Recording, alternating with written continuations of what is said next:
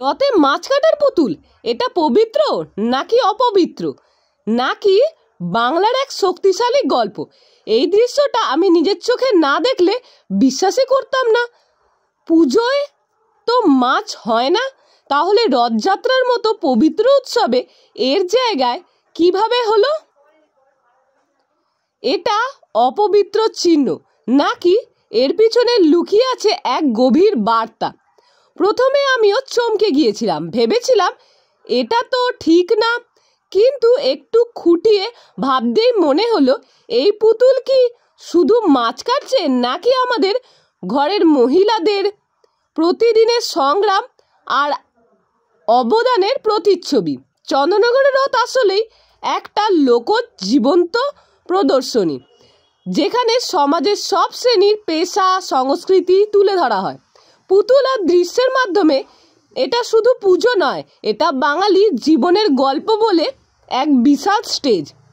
মাছ কাটার পুতুলটা সেই সব নারীর প্রতিনিধিত্ব করে যারা ভোরবেলা উঠেই সংসারের দায়িত্ব নেয়, রান্না করে, খাওয়া গুছিয়ে নেয়, ছুটে চলে যায় বাজারে।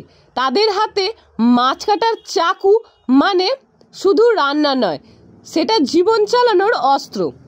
তাই এই পুতুলটা এক ধর্মীয় বঞ্চনা নয়, বরং এটা শ্রদ্ধার প্রতীক। ধর্ম মানেই তো শুধু ফুল মালা নয়, মানুষের জীবন, শ্রম আর আত্মত্যাগের ধর্মেরই অংশ।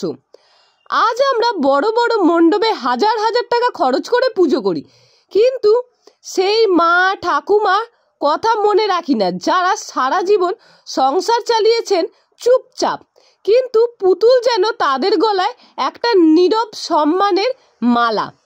আমরা যদি দেবতাকে ভালোবাসি, তাহলে তাদের বানানো মানুষদের, বিশেষ করে মায়েদের গল্পকেও তো জায়গা দিতে হবেই, তাই না?